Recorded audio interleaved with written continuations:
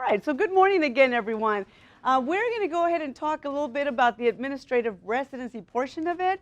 This is probably my favorite session, only because this is the one that I deal with intimately every single day. So we are going to go over parts of the residency manual, certain sections that we really want to highlight for you to make sure that we set you up for success, and then if there are any questions, we can go ahead and address that.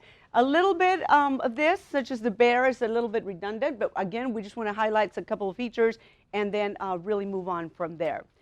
So this is wonderful. We could not do what we do, and we could not be as successful a program as we are without your partnership. So this year, this is just a sampling of where our students will be going to for the residency year. Starting 22 July, we have some wonderful new partners. Ma'am Lehigh Valley is one of our new partners, so thank you so much. Alex, thank you. You're going to be sending folks out to the West Coast out there. So as you can see, we do partner with top-tier facilities. UCLA has been one of our partners for a long time, and we're just so grateful that Drew will be able to join us. We continue to send to all of the Mayo Clinics, Mass Gen, and certainly quite a few of the military treatment facilities as well. So again, thank you. We love partnering with you, and we hope that you get as much value from our students as we do from your leadership. Here is kind of an idea of what is currently, or is getting ready to head out into the field. This year, our didactic year class with a total of 52 students. On the left-hand side of the screen, you see the breakout of the type of student demographic that we have in class. So primarily Army students, right? We did have a nice number of DoD civilians that joined us this year, and that was a fantastic a trend that we're seeing now. So I hope that we're able to continue that. And again, we do have quite a few Air Force students and Navy and Coast Guard as well. On the right-hand side, though, you will see that I'm only sending 49 of those students out into the field.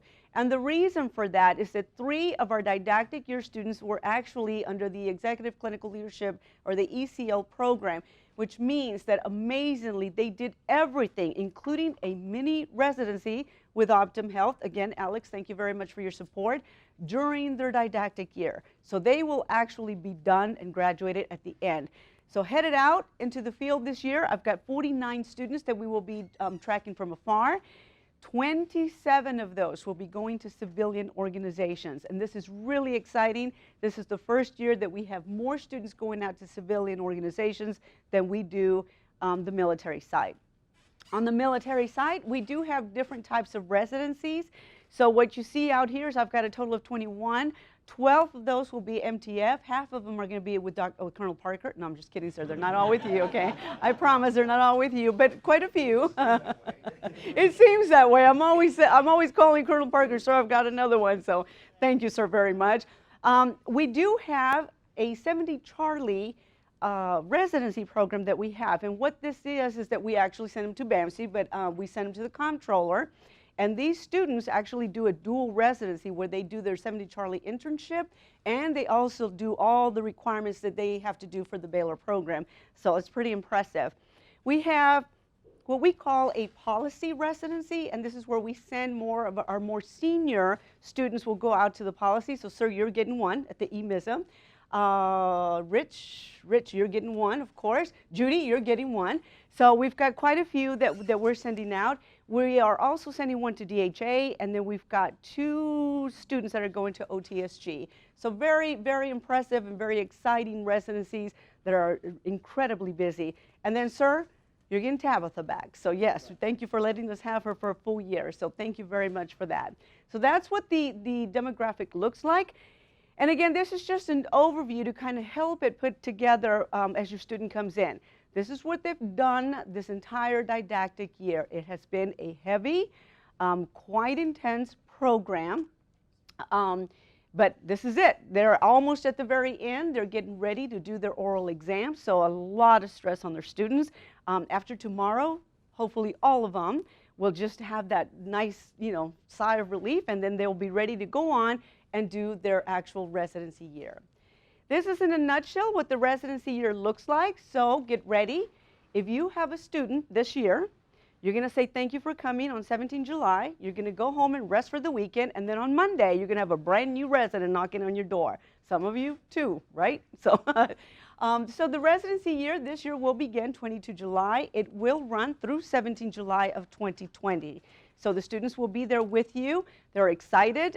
There's so much that happens between the end of the didactic year. We advise our students to take a nice 30 days of leave so that they can actually PCS out, kind of catch their breath, and then walk into your organizations ready to hit the ground running. So July, what we advise our students to do is during the first 3 months of their residency year, to get familiar with the culture of the organization. This is especially important if they're going to a civilian organization because they will have been used to the military environment, and for some of them it takes them a minute to kind of realize that there is a world of difference on the civilian side, right? So we always tell them, don't walk in thinking you're going to start in a project right off the bat. Get familiar, do your rotations, learn the key players in your organization, and just know what your organization is about. So usually July, August, maybe even early September, that's kind of what the student is doing. And then of course they have to commit to a residency plan. We will ask the student to send us in August a residency plan that says this is what it looks like for me over the next 52 weeks. So, and again, it's just a sanity check. We know stuff happens. So if they've scheduled a rotation for the OR in November and then the OR is not available in November, well, guess what? It's going to change. But that's okay because we have them update those residency plans and resend it to us on a quarterly basis, again, just to make sure that the student is tracking. So this slide just kind of gives you an idea of what it looks like all the way to the end. I do want to highlight at the bottom of the screen, we also have 4 quarterly teleconferences, both with the preceptors as well as with the students. We want to make sure that we stay in touch. The students have been in a very cozy, intimate environment in a classroom where they are with each other, much like you all are sitting here, and then all of a sudden they get spread out across the country. For some of them, it can be a little traumatic to be somewhere off by themselves, and so we want to, we've built in several ways to remain connected with our student from the schoolhouse as well. All right, so the actual residency program, it is a 52-week residency. Colonel Jones mentioned earlier today that there are 9 semester hours that are actually awarded for the residency year. And so there's a lot of deliverables that we have the student participate in order for them to get those credit hours towards their actual degree completion. Bottom line is we want our students to have that tailored experience. That's why we've had this long conversations about the BEAR and how we grow our students to become those senior leaders. So there's quite a few objectives on here, and primarily what we really want them to do is to get that very high level senior mentoring and coaching experience that we're asking you to do. It's all about helping them grow. It's all about being able to become who we're asking them to be by practice, not by theory. So this is all about taking what they've learned in the classroom and then applying it to real world settings and growing from that end. So here are some of the deliverables. First of all, there is going to be a residency plan, and this is the student will create this, but we want them to kind of run it by you to make sure that what they're saying they want to go see and do is appropriate and is actually achievable in your organization. Policies, it looks a little bit different because we do have some core rotation areas, and I'll go through those in a minute. And so they're obviously not going to spend a whole week in the OR setting, but you know, and again, it's very tailored. If you're getting a student who is an OR nurse, you really don't want to have them spend 2 weeks in the OR because they know that, right? So you tailor it to wherever they've got. Big ones are the projects, and Ren's going to walk us through what those deliverables look like. The BEAR, of course, and then at the very end, if the student successfully completes all the requirements, you will sign a completion memo that says, I certify the student did all of this, go ahead and give them the diploma. So something along those lines. We track all of these deliverables via the use of Canvas, which is our online learning system, right? So again, this just gives you a snapshot of what it looks like and how because we retain the academic advising piece for our student, so we want to make sure that we continue to track them. So we will grade their BEAR, we will grade their discussion questions, and everything else that the student has to do via Canvas. And again, this is just to give you an idea of what our Canvas online course kind of is set up, and all of the modules that that they're responsible for. So again, if you can just kind of, the big one for them is the actual discussion questions. Again, another tool for us to kind of keep them engaged and make sure that they're tracking with all their deliverables. So multiple stakeholders is our approach to get our students to actual success. And so again, we call this the residency triad, because it's a partnership between us, between the preceptor, and the student. So we've got three. Dr. Perry, you didn't know I was using your picture, but sir, I used it, so thank you. So this is what it looks like. And so there will be continuous communication amongst all three parties, right? Now, that does not mean that you're going to be getting an email from Dr. Perry, if he's your student's advisee, every single day. But on a quarterly basis, or every once in a while, you should hear from your student's academic advisor. Please ask your student who is your academic advisor, so that you can have that connection. Additionally, if at any time have any problem whatsoever with your student, please call us. Do not wait 6 months into your residency if something is not going well. Call us. We will take care of our students. Trish Green is actually headed out to Methodist Health System this year, so she's will be headed out in that direction. So the preceptor, you have taken on an incredible role in our program. We're asking quite a bit from you, right? But you're not doing this alone. We will be there with you the entire time. All of the information that you see here is in your residency manual. However, what we do want to highlight are a couple of key points. One, please have a place for your students to work at. It doesn't have to be glass, windows and, 9th floor, whatever, but you do want to have a nice, decent working space. We do ask that you provide them access to data, for example. Most of the students will be data mining. So that's one way that you can help the student be successful, is guiding them to how they can get access to data, or people that can help them complete their projects. Again, the role that you play in your students' projects is critical, because you want to make sure that the student is on track with their deliverables. You want to make sure that you are aware of what your students are working on, that you sign off, and that, again, it brings value to the organization. We ask that you please stay in contact with us as much as you can, and of course, please reach out to us if at any time you have any trouble at all. We also place a lot of responsibility on our student, because we always take great pride when I reach out to a new residency location. One of the things that I say and how I sell our student is the fact that this is not your typical 24, 25-year-old grad student. These are experienced leaders in the military health system. And so that kind of, we're not expecting them to walk in and think that they're going to get a little Velcro patch to you and that they're going to walk wherever you go. That's not what this is about. Nonetheless, they do want to have access to you, and every preceptor, we know, your time is incredibly busy, right? But we do ask that you kind of once a week, every other week. I have a student who actually schedules mentoring time she's assigned to a CEO at a very busy organization. So as they walk to the parking garage, she will walk with him and then just kind of have a conversation, or we'll ride with him to meetings that he has across the city there.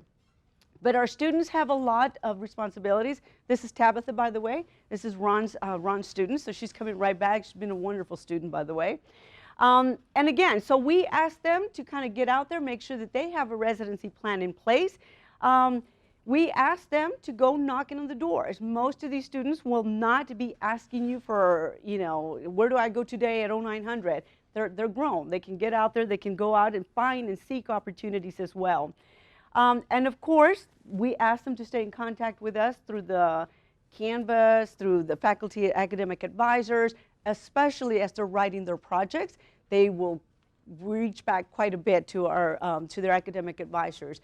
We hold them accountable. If you tell them that they need to be at certain meetings, at certain symposiums, et cetera, we expect them to do that. They're active duty members, and we hold them accountable to being an active duty member, right? And our civilians, same standards, right?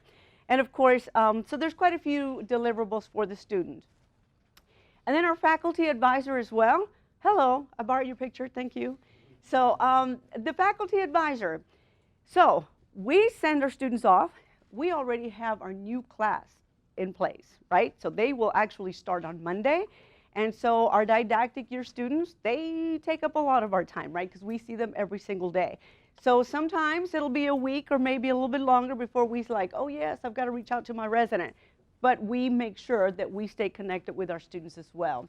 And our responsibilities, of course, include making sure that we stay in contact with you as preceptors, help you as needed, guide them on their plans, give them feedback on their bear as well. A lot of feedback that we provide to our students.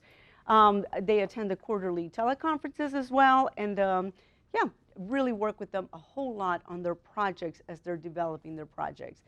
Of course, me, I will be the one that pings you with all of the emails all the time, right? So I try not to send out too much, but we do want to stay in contact with you. So I will send you every month, every other month, depending on the pace of what's going on in the field. Our new class is only 37, so that's kind of nice. We do try to do site visits every 2 years to our programs to make sure that we kind of see where everybody's at. If you're in the San Antonio area, we see you every year, right? If you have a student, so that's okay. And of course, my big job is to run interference. So I'm here for you. If at any time you need help, you have questions on any deliverables, bear, or concerns with your students, call me. We will take care of it as soon as possible. And then again, the residency sites. We absolutely love the partnerships that we currently have. This is just an example. This is Mass Gen, of course. We always work with our sites to make sure that they meet all the criteria that we want for our students, and we do have criteria on our sites. I quite often get calls from potential residency locations, but do not offer certain rotations. So we want to make sure that we send our students to those robust, top-tier locations. Ms. Renee Pryor. Ms. Renee Pryor is our academic technician back at Baylor. If you've never met her, she's wonderful. She is kind of the foundation of our program, if you will. She's been there for many years, and so she takes care of our students and ensures that they arrive and that they're actually get everything submitted for graduation. So she's a super busy person right now trying to finalize our current students. And then, of course, you have our wonderful leader, Lieutenant Colonel Alan Jones. He provides oversight for the entire program. He is really the one ultimately with all the decisions. So even when we have issues with students who may not have completed certain requirements, it is Colonel Jones that kind of gives the overall yay or nay on all things residency. So the plan, let's quickly go through what we want to see in a residency plan. So first of all, this is not the student just saying this is where I want to go, and I hope it's not just the preceptor saying this is where I need you to go, right? So this truly is about negotiating, understanding your student, finding your student interest, but also finding what areas your student needs to grow, as we've already talked about quite a bit. We do want our students to see as much of the executive level happenings as possible. And again, that does not mean that the student spends the entire time in the C-suite. We want them to get out. We want them to see. If you're in a civilian side and you have neighboring or partner hospitals, perhaps that's a way for you to kind of leverage that. I do want to talk a little bit about this. So our students, we'd love for them to go to ACHE. We'd love for them to go to different things. However, if you're in a civilian organization, our student will not ask you to pay for them to go. And we can't. By law, our student cannot say, hey, UCLA, Drew, can you pay for my ACHE? That's not going to happen. Now, if you generously want to say, hey, we want to send you there, by all means, we welcome that. Likewise, in the military setting, and there is a lot of paperwork if that happens, though, I must say, okay? So just brace yourself, because, you know, it's not going to be easy, but we can make it happen. And then on the military side as well, we do not fund from Army-Baylor any student attending any national conferences. However, if you are able to send and you can fund that, that's great. If you're in the NCR area, Sarah, right? Yeah. Mary Savitsky, who is at OTSG, HFPA, does a wonderful job of coordinating what they call Bear Week in the DC area. And so if you're in that area, you might have your student go, because it's a fantastic week where they get access to very high level activities. Yes, sir? Do the GS students get reassigned to us? Does mine get reassigned to me, or do we give money over to y'all for their travel? So typical Baylor answer, it depends, right? So yeah, no. So student be transferred to us afterwards, after the completion? No, on this July 19th. Yeah, no. So they remain under AMET Center and Schools. So if we choose to generously fund travel for them, yeah. We send money over to y'all, or invitational travel, or Yeah, yeah. So it's the Medcom one is a little different because it's kind of one big pod, but yeah, we definitely work through that. Yes, they do stay assigned for ATABs and appraisals and all that good stuff. So yeah. Now.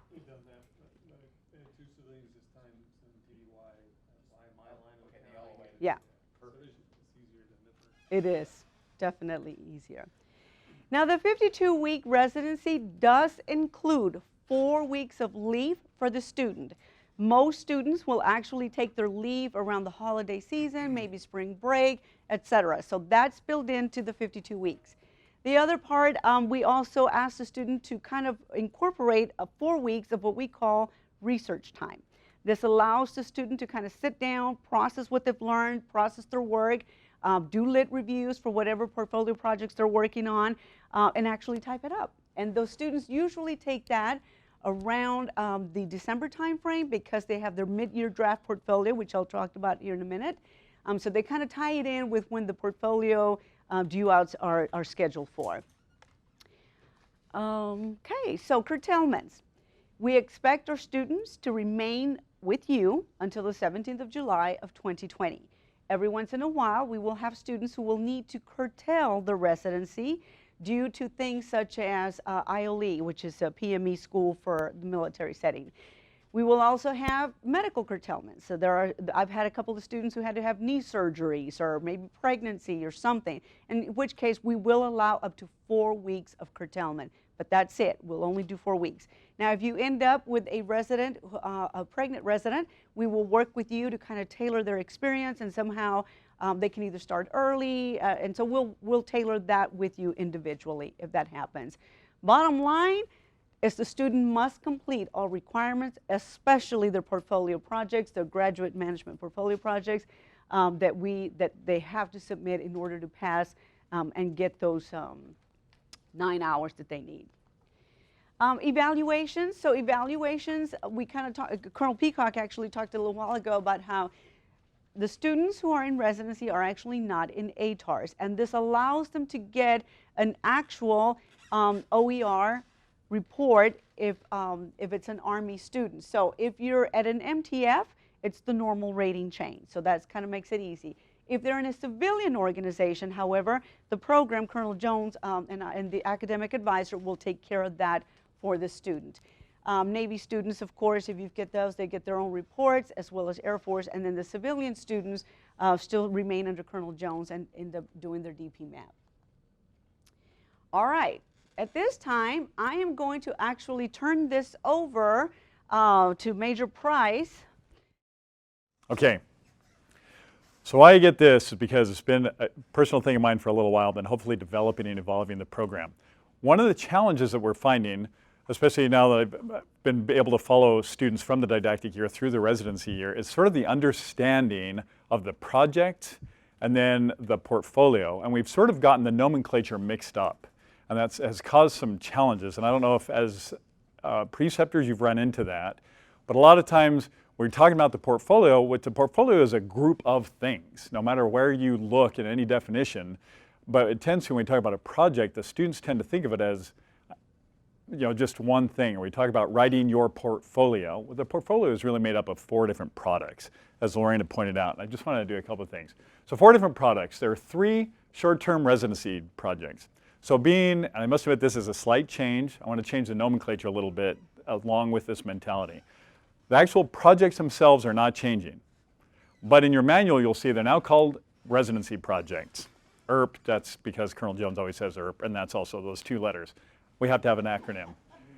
So what these do, again, nothing here is different. These demonstrate these key things. Notice I'm not, apart from mention, I'm not talking about the portfolio yet. These are projects. I think we need to think about them in two different ways. In fact, Lorena addressed it. She said you can do any number of projects. That's great. That's what these residency projects are. You could do 5, you could do 10, or your resident can do 5, 10, whatever. If they've got time, then we'll talk about which ones come into play as far as a portfolio here in just a minute. But these are the key points. This is what we're looking for. There is such a wide range of topics of how residents apply these things, what they do, from tiny projects. In fact, I just read one. It wasn't actually, throw this out here, I don't think it necessarily should have met the criteria, but it was essentially optimizing an office with 10 desks. Well, that's great. You know, a GS6 could do that. I don't know that our residents that we're trying to get them to, you know, graduate level, master level administration abilities, that's necessarily something for them, especially to write up as one of theirs that they're going to submit to this. However, there are a variety of things. I know, in fact, Matt Woods over at Bragg, he was involved in the strategic, whatever you called it, strategic planning. Well, planning, okay, I thought it was more dramatic. It was a reduction overall in number of positions that we needed. So we got rid of about 150 positions at the hospital. Yeah, so that was very dramatic. That's why in my mind it was much bigger than just a strategic plan. You know, we've got folks dealing with this reverse profis. You know, we heard the good colonel over here talking about that. What do we do? How do we manage our people and things like that? So a wide variety. But any of those competency areas are fair game. And then you know what you've got. Your facility has needs too, but somewhere in the middle, but to this end. Okay, so when you're looking for a project, this is new. Actually, I had a big hand in reshaping or doing this next evolution in the manual. There's an entire page or page and a half that describes then these projects. You think, well, what can I do? So there's a page that has specific guidelines that, despite the fact no matter what the subject matter might be, those guidelines should be the same. Hopefully that will help you identify and focus something in your facility and then the resident themselves. One thing that I tell my students when they're going out is they sort of direct that as well. You'll find, especially if it's somebody who really is forward leaning and people really appreciate what they do, that just about every section in your hospital will come and say, hey, can your resident do this? Can they do this? Can they do that? Remember, they can't do everything. They're constrained by time and space and things like that. But the end goal for the projects they do select, the descriptions are in there. And you're familiar with them, but you can just read that list and that will help guide that, including the multiple methodologies. So this is one thing too. So they can be something, a resident project can be something they do on their own, or they can be part of a larger team. They just need to carefully carve out, it needs to be identifiable what they did. So maybe they're part of a Lean Six Sigma black belt process, and you're going through an entire process that covers the entire hospital. For example, sorry, I don't know why Matt Woods is coming to mind. He said, so it comes down, it's like you need to shorten your hiring time frame to 80 days. Anyway, it's something unheard of. You know, from 200, sorry, I'm going to put your dirty laundry out there, from 200 plus days or whatever. That's a huge process, you know, and everybody's chuckling, right? Can anybody do that? Has anybody got 80 days from GS? Hey, we're going to hire somebody to onboard. A lot of, what? You're lying. I only said he's a client. Oh, okay. Hey, everybody talk to Colonel Whidden. He will tell you how to get your process down. But there are a lot of stakeholders across the board. The resident may sort of be in charge and help, you know, corral those monkeys in that circus, or there may be a certain part that they do. But especially it wants to be definable. You want the definitions, and then what they're writing up, you want to do that. So, and actually a lot of these I just mentioned, scope and focus. And this is an interesting point. I want to actually go back to this one, and I'll address this again. And it's highlighted in there. As we go into the write-up of this, I always suggest that they keep in the back of their minds, how are they communicating this project? Or how would they? If your boss, if you're not the boss, if you are the boss, then great. But if there's your boss's boss says, hey, tell me about this, are they prepared to be able to communicate what they're doing? Do they know? Do you know what they're doing? And then really the three that they identify to include, to write up these summaries for, to include in the portfolio, I'll address this again. The idea of that is not, you cannot cram everything, especially if it's a huge, you know, I'm undertaking the hiring process and it's got all these key players and everything. And this is a common lamentation that we see in the discussion boards, is that they'll say, how do I cram my entire project into 3 pages? Well, you don't. It's essentially, say it's a research project, you've done something. If there were time and space, you could say, okay, you write up a whole separate paper describing this. But really, you have up to 3 pages to essentially write, for lack of a better term, an executive summary, a lengthy executive summary. That's what we're looking for this next part. And is that appropriate to communicate to your boss or your boss's boss?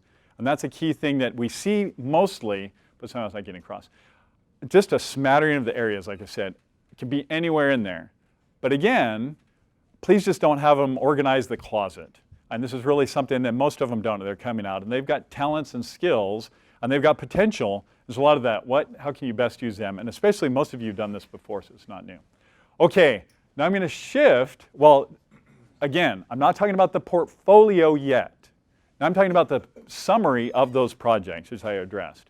Each one of these is the 3 pages. Now, I do have one of your comrades who's a preceptor at an unnamed facility who still believes firmly that we should be requiring people to do a master's thesis as part of this program.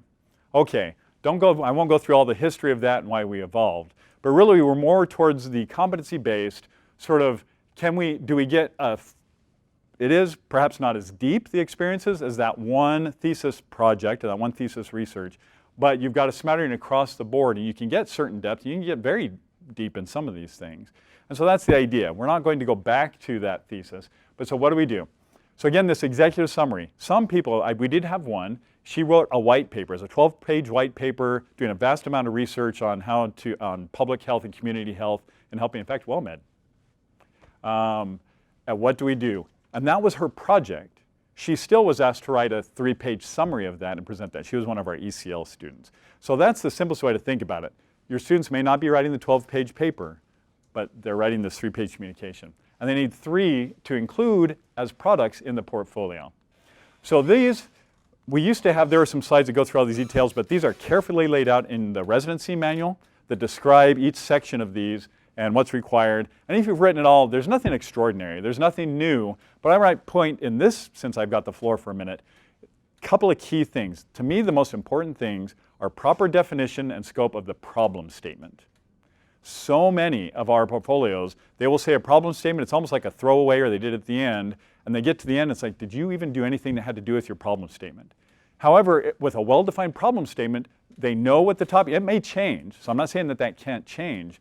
But how do you know exactly what you're going to do without a size and scope of the problem? And then the next statement, the purpose statement, it says, this is what I intend to do. So an analysis, might I suggest, is not the end thing. An analysis is analysis, but what are you going to do with it? I'm going to analyze something and produce a plan to do the next thing or whatever it be. Some thoughts to throw out there. Again, graduate level. We find that a lot of our students, despite the fact they're being mid-career, struggle with writing in the English language. And these are English as a first, as the mother language, however we say it. So that expectation is still there, despite the fact that it's a small product, but that is part of the challenge, right? If you ask them, as we write executive summaries, it has to be small, concise, and actually do what it needs to do. Please think of these as that. Because really, in fact, I've had some great projects, and I said, you know what? If the Surgeon General came down, in fact, from BAMC last year, excuse me, if the Surgeon General said, hey, I've heard you're doing this, do you have something I can do? It's like, well, yes, ma'am. Here's my 3-page summary. Can she read that and say, wow, that's clear. In fact, the time that I have is about 3 pages worth, but I can see that. I understand what you did. And you know what? I'm looking for the output of this from BAMC when it comes up next or something like that. So that, in my mind, is the goal. If we can think at that level, I think that will improve things a lot. So the salient, however you want to pronounce that, 2 different ways to say it. Salient. What are the key things in there? What are the big rocks that you want to get across? And then this one. Could they present this? Could they hand this to the CEO and have it make sense and and a lot of times if they've done a lot of stuff in a project, it can be very difficult, but hopefully this will frame that a little bit better for them and for you. But in that, they do describe briefly their key things, or if they've got one method that really drove everything, they can go into that a little bit more, but again, it's the summary. And this is a clear thing, and there's quite the range. Some are done not so well. It's like, I wish we could send them back. We'll talk about that in a second. Others are very good. Okay, best practice recommendation. Throw this down here. The other piece of input into here is this. we've added the word recommendation because we refer to it and we have in the past as a best practice. They're not generating a best practice. What this is they're to go into your facility and identify something that either you have already identified as a best practice that they can quantitate, analyze. Ideally, one of the things is they're coming in, they're seeing something that's done. For example, one of them that came out of BAMC last year was, hey, I forget the description. In order to control our loss of scrubs and just control the money that's flowing out because of that, we've gone to this electronic system. We've got the machines and all that stuff. That's a best practice that was identified and said, and not only is it we're using the machines, people, whatever, but here are the numbers that back that up. We have saved X number of dollars. We've been able to do this and that. And what are things, especially things that can be spread across the board? Ideally, we'd be able to post these and people could go to them and see. So, Mike Wooden's got it all figured out, how to hire people and onboard them in 82 days. The entire DHA should be going to him. 85. Oh, 85, sorry, we'll back off that. If they've truly cracked that nut, as we say, can we see that? And is that something that we could send out? So we'll be coming after you. Okay, so without even going to the slides, this is what this says. But the write-up and the summary is essentially that. They have up to 3 pages to do the same thing. The sections in there are slightly different, but with that, a key thing I do want to point out, and had to bring up the visual. So here we've actually streamlined. So I'll talk about assessment. There are actually rubrics that we're going with, and I'll describe this a little bit more. There's one for the project summaries and one for the best practice, and these are in your manual. In fact, on pages, I can't even read it without my glasses, 40-something, 49 and 50. Please have them use these as the framework. So this is before we had a mid-year draft and we had a rubric that looked sort of like this. This is adjusted and expanded, so please become familiar with this and hold your residents to this. But they should refer to this and they should be able to say, oh yes, I'm doing this. When we do the mid-year assessment, we'll look at this, and then the final year, at the end of the year assessment, it will be the same rubric, these same rubrics, okay? So that's going to simplify it for us and for them, hopefully, okay. Okay, and a key thing is this, the analysis, not just, hey, it's really great that BAMC is, doing this, we've got robots handing out scrubs, but what is the impact of this, something we can pass on? We're not posting these quite yet. This goes through variations, but ideally we can move to something like that, yeah. Okay, so these actually, I realize you can't even see these. These are in there, in fact, in rubric, enclosure I, H or I, there's a description of it when it describes the best practice, and these are the criteria by which we're examining those. And actually then the competition, because there's an award given for the best practice recommendation. So I'm putting the recommendation because recommendation makes it seem a little, or as opposed to being a best practice. But those are the criteria. Outcomes-based, adaptable, replicable, sustainable, institutionalized. This is a key thing too. If BAMC had just put in their robots, we don't know if it worked or not. But if it's a year later and something, a year or two later, and they've really saved a lot of money. And this innovative, doesn't have to be. Is it something, it's original? How is Mike Wooden doing this? Okay. Okay, this is again in your, and there's an example in the manual. Sorry about this. Okay. Well, not sorry, that's what it is. Okay, the portfolio. I'm running out of time trying to get this. Now the portfolio is the collection of these summaries. Okay, we're on board? So the portfolio is not a project, it's not one summary, it's a collection of these 4 written products. Just trying, so the graduate residency portfolio made up of the residency projects and that. So it's a capstone, it's required for graduation. So apart from the bare, these are actually graded, they do get a grade. In fact, we sent some back. We had some write-ups, but I think everybody that submitted has passed this year. But 4 products. And it's purposeful in the structure and format and then the utility, like I said. What you see is essentially what the residents are doing with the project. How they do that, how, Captain Woods, how Captain whoever, how Tabitha has actually worked and how this has come out. We see the 3-page summary, but they need to communicate that well to us. And it can be done very brilliantly, actually. I'm a huge proponent of that. Okay. And it's a little more precise now because we've got the rubrics that are a little clearer than they were in the past as we evolve. Okay, again, the main thing that that I'm looking at, let me not say that, is how well do they communicate with this? Again, it's not, the guidelines should help you choose and help them choose an appropriate project.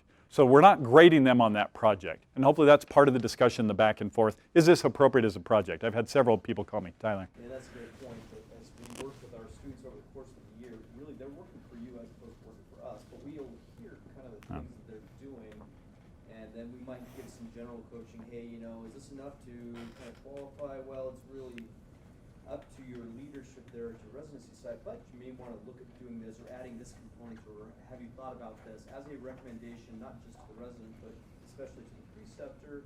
Preceptor can say, well, no, it's our business, we're going to do it this way.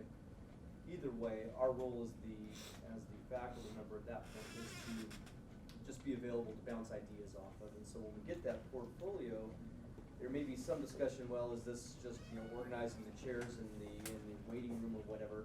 Hopefully by that point we will have already had that conversation with the students where we can kind of give that steering in advance, and we'll be in communication with you all as preceptors as well if there's any kind of concern in that regard.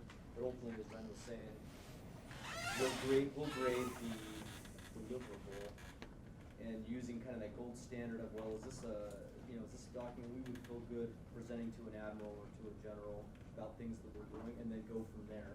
If it's not, then we'll indicate that. We may have them rewrite it. And oftentimes it's not about going and finding a new project, because at that point it's kind of too late.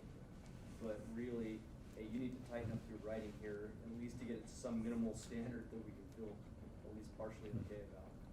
Because if not, thank you very much, actually, for that input. So the backside of that, too, is we have our own standards to maintain. Then hopefully, you know, as we're the gatekeepers of this, we're not the gatekeepers of all healthcare administrators. However, what we do, we're responsible for, and we're those cheerleaders, so that's what we're trying to do. So I don't know if you can even read that from back there. But anyway, so this is actually right out of the manual. Put this in here. Can they do this? They don't need to do this with every project, but with these 4 written products, they do. Ma'am, did you have a question? Or you just, no? Okay. So we will see these mid-year. We asked them in January, mid-January, right? So they are to submit to us one completed write-up, one completed summary, and then a half. And it actually says what that is. I mean, the key parts just doesn't have all of the results in the end. Oh, and the best practice recommendation cannot be part of that. But that is one thing. If they have questions, we're more than happy to hear about that before. If we don't see these things until the middle of May and we don't hear about them, if there's some surprise, an unpleasant surprise, then it's very difficult to deal with at that point in time. So you hopefully will see this and endorse that. Please do. The resident will post it to Canvas, and then teams of 3 faculty members and we each individually assess those, grade those. We get together, combine that, and then we give feedback, and that's mostly through Canvas. They don't receive grades.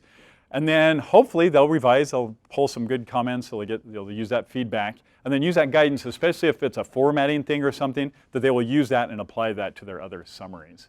So at the end of year, it's essentially the same, only what they're submitting is all 3 of their project summaries and that best practice recommendation. Again, the process is about the same until we get here. So they are graded. So we use those rubrics, we'll give them, if everything's fine, they get a pass-fail. Here's how we're doing it. It sort of codifies it a little bit.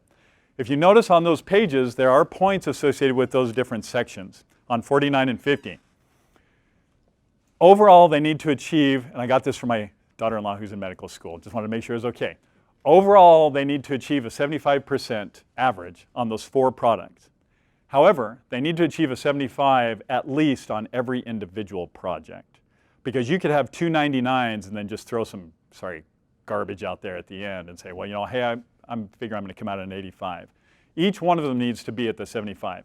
So what's the mechanism for that? So we can, after this point in time when they're graded and we open up the grades on Canvas, we can ask a resident to rewrite or readdress one or all of those individual projects. Does that make sense? So they have 2 weeks. It's not the end of the world if they're asked to rewrite something, but at that point in time, they should take that feedback, do it, and then they've got about 2 weeks to turn around and then resubmit that. When they've successfully done that and met those criteria on all 4 of those, then they get a pass and it's there. In Canvas, it shows up as a complete or incomplete, but that's how we do that. And then if there are any issues, the program director says, great, if they're all passed. If not, and after that rewrite, there are still issues, or if somebody hasn't turned one in, then it goes into a different legacy thing. They're asked to write a thesis, and then it becomes nearly impossible to complete, but we can talk to Alan about that later if you need to. Okay, so then that is where I get back to. All right, so I just want to wrap up this portion for this briefing with a few just highlights that we kind of want to reinforce. We've already talked at length about the bear, but again, it is such a critical component of what the students' residency year is all about. So just kind of refer to this slide. Make sure that, that we just track on them, okay, and make sure that they're meeting what they need to go. What I really want to get to are the key dates, documentation, and some awards that we currently have going. So in your residency manual, I'm going to highlight a couple of pages for you. If you would, please take your manual and please go to page 38 of your manual, enclosure E. This is probably one of the most important ones that we have for our students because we keep them on track. And this is where all of their deliverables are due. So again, the very first thing that they will have are some discussion questions.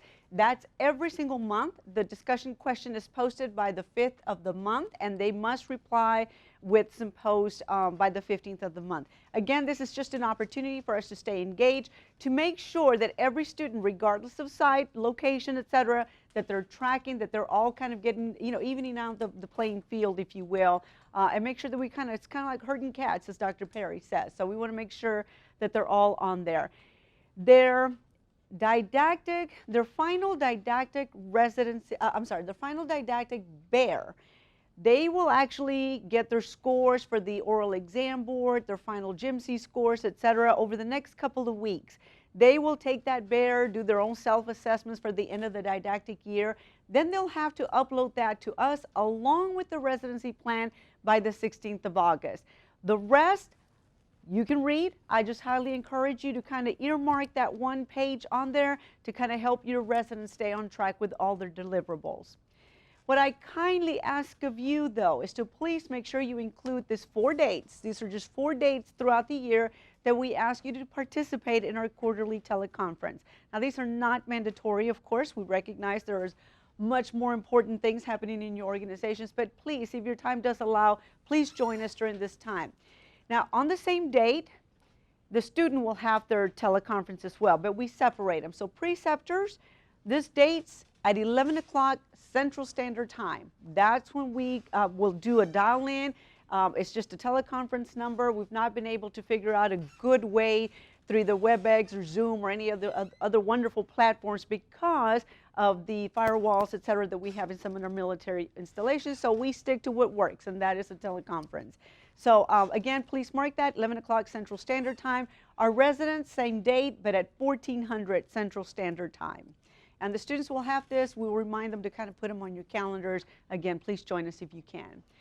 This is what the end of the year, the preceptor completion memo will look like. Again, we look for this from you. You are ultimately blessing our students off, saying that yes, indeed, they are worthy of a graduate degree. So we'll take that, we put it into the student records, and this is what we actually submit in. This is one of my favorite parts of our residency, and that's when we actually get to recognize some of our stellar performers. We have 3 awards that we give out every year during the residency year. The first one is the Boone Powell Award, and this is for excellence in student research. And basically, when the student submits for the grading process at the end of the year, their final product, the faculty votes on who is actually nominates and votes the best research projects that we have. So this year, I am very pleased to announce that we have 5 nominees. We have Brandon Willis, who's our resident out at UAB, Alex Tatone, who is out at Evans Army Community Hospital. We have Ed Roach, who is also at a civilian facility at Stewart Health out in Massachusetts. Aaron Palmer, local here in San Antonio at Mission Trails, and Anya. Anya Quillen is one of yours, sir, and congratulations, she's been nominated. We also have the Colonel Richard Harder Award. We take the best practice, we find the best one. We look at the ways the students were able to support the analysis, what they felt was a best practice project. And this year we have straight here from Medcom G6, Brian Bedingfield, Darian Diaz, who is out in El Paso at, help me? Thank you, William Beaumont. We have Kenesha Heath, who is out at Mayo in Drew, I'm sorry. She was supposed to go to Drew, but we ended up family issue. We had to move her across the country. Sorry, Drew. Outstanding student. It's just the other end. We try to keep the family together, so thank you for supporting that. Corey Moore, who is out at Madigan, Aaron Palmer, who is here at Mission Trail, and Matt Woods. So Matt actually ended up getting the Richard Harder nominee as well. And then, of course, we have the Dean Tolan Award, and that is the Preceptor of the Year Award. So I am very pleased to announce that we have 4 nominees this year. We have Colonel Webb, who is out at Tripler. We have Lieutenant Colonel Hankins, who is out in Evans. Colonel Bergeron from Eisenhower, who is moving to Madigan, I believe. And our very own Colonel Parker, again, was nominated again. So congratulations to you, sir, and congratulations to all of our preceptors. And those, the announcement for the winners will be coming out here pretty soon. Again, your residency manual. Please take a few minutes to kind of look over it as you begin your residency year with your student, get familiar with it. I will send you the electronic version as well via email. We will also make the manual available on our webpage, which you can link to. But at a minimum, when you go back, these are some of the areas that we want to highlight to kind of make it easy for you to go to. These are the most frequently used sections, if you will, of our manual, along with all of the enclosures. And we have a lot of enclosures on there. But we do this because, again, our students are spread across the country. And there are quite a few on here that we highlight to our students to make sure that they keep track of. But we even have things in there like tools for success. We have an enclosure on this includes how to dress if you're out in a civilian organization. So there's a lot of great information that we try to put as much as we can into the residency manual. Wow. Do we have any questions at all about the residency manual or anything that we've covered about the portfolio, requirements, et cetera, over the last hour or so? All right. Well, if there are no questions, here's my contact information. I'm available to you anytime. You're more than welcome to call me on my cell phone. Please disregard if I answer in a kind of angry manner. Sometimes I get a lot of robocalls and then I forget, oh, I need to be nice. So, but no, just teasing. So just teasing. But no, you're more than welcome to contact me anytime.